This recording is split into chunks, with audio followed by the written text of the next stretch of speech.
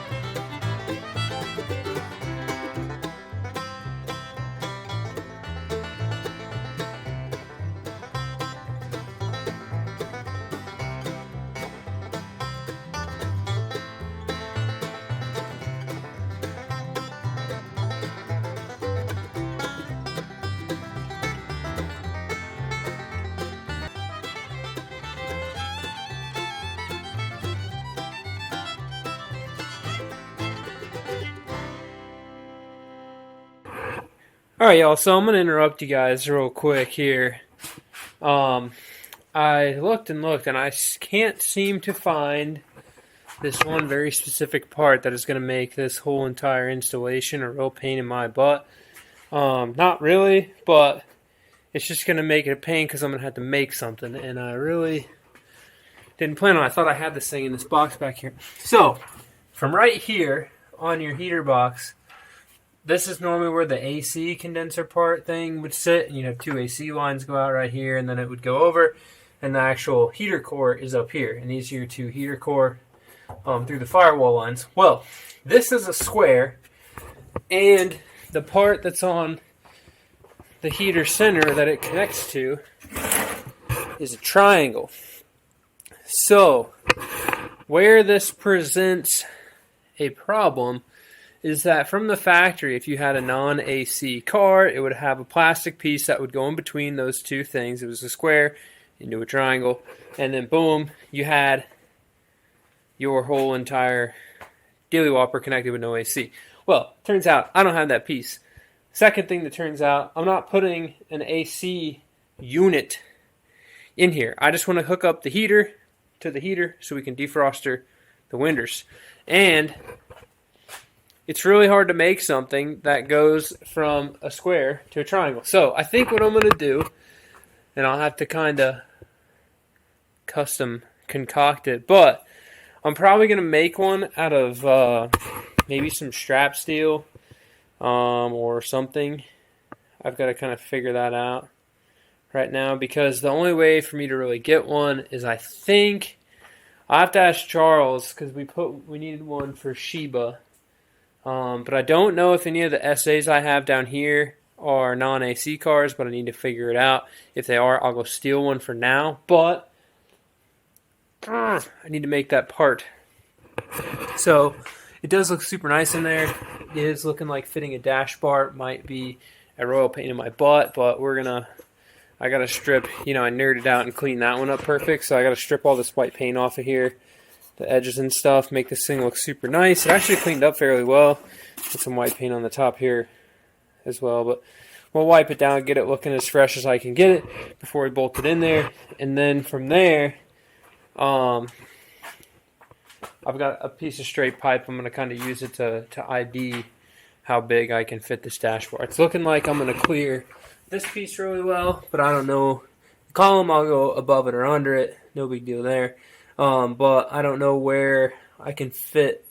This looks like it's going to stick out a little bit further than that. So hopefully those pieces aren't pushed too far down in there. If so, we may have to bend a little jive in the dash bar so that way it fits. But back to a short little bit of me putting this in, and then we'll be concluding the video trying to size up a dash bar.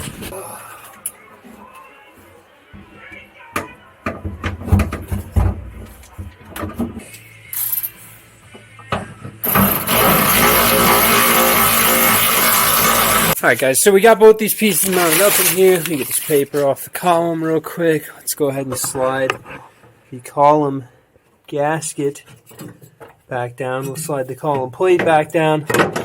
There is a rubber seal that goes over this. Alright, so kind of need to put the pedals in here as well to be able to see, but the way it looks in my brain here is that I could probably fit a dash bar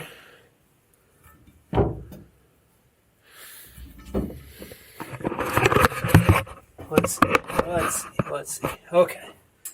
Said I could probably fit a dash bar right about here. The only thing that would super suck, and this is going to have a little bit of it can't be perfectly straight, sadly.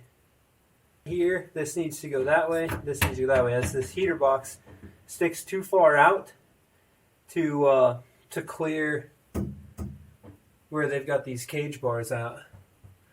I guess I could go up here.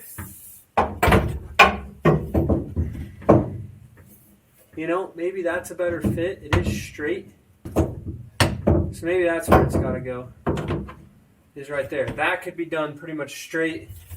and then I could notch it here, just notch this out just a little bit to fit that. The only issue, alright, so the only issue with putting it at the top location there is going to be on the back of this dash. Oh, flip it over. Alright, so on the back of this dash, right here would be where that bar would run. Right through these vents. I'd probably be able to maintain the defrosters as the defrosters actually pull from down here and go up. So that bar would be right here. But I would have to notch. These would have to go away. Or maybe they would fit. No, these would have to go away. This is your, there's a switch. Look out, doggo. Alright, so there's normally a, sorry, on this side. Back up, buddy. There's a switch right here that lets you take this vent to vent outside air. So that is probably going to have to quit. But, like I mentioned, I'm probably only going to have to notch out, because I dropped my reasonably nice red dash all over the place. Still needs freshened up. I think I'm only going to have to notch out this right here, cut this back a little bit, and if it doesn't seal perfectly, well, so be it. But now that I think about it, I am kind of liking it being up a little higher. This will, for sure, there's no chance at all you will be able to get that center heater box out with this dash bar in. Just saying. So, if we put the dash bar in, the center heater stays in for good. You'll have to cut the dash bar out to get it back out. But I do think, though, that putting it up here is the move. That's going to get it out of the way. It doesn't look like that's going to interfere hugely with anything within the dash on this car. On the dash, it does sit pretty far out.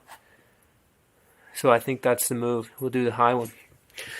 So, alright guys, well, kind of a shorter video, but hear ye, that much sanding, prepping, and painting does not get done without a good amount of effort on this end, and I apologize that the race car kind of took, sitting aside for a little bit while I did all this, and now you get to see it again. So we will start to make more progress on this car this week and next week. Hopefully Calvin can come down again, and we can work on the vert truck this weekend. We'll try to get the new floor in, get the bed sides cut out, so starting to move around, get a couple more projects going, but that's looking like it's going to be it for today. So, hope you guys are doing super well. I really enjoy the comments and you guys watching all the videos, and keeps me going here, keeps me getting stuff done, on the cars. I will be making another Build Secrets video, which I think I mentioned in this video already, but I will be making another one on irons this week. I got to swing over to Charles' house. Thankfully, he's got some REW plates and some other stuff I'm going to pick up to borrow to be able to show you guys cool stuff in that video, and just to kind of walk you guys through everything, because there's a whole lot of detail in the variations of irons, and I know I won't be able to cover all of it, but we'll be able to cover most of it. So hopefully that's solid. If you have a comment and you've built a first-gen RX7 cage before, let me know where you put your dash bar, because I think I'm going to put it up high just because that seems to work best. I don't have to bend it. It can go dead straight. It looks like it's going to fit through there, and I can still keep my heater, but I do apologize to the future owner of this car. You will never be able to replace your heater core without cutting the dash bar out. So hopefully, I guess I ought to make sure that one doesn't leak before I put this together, huh? So, alright guys, thank you very much for watching. Subscribe if you want to see some more of this cool build RX7 content and stuff, and hope you guys have a wonderful holiday season. Keep it rad. Letty, do you want out? You can go chase down some deers. Here you go. Go get him. Attack dog.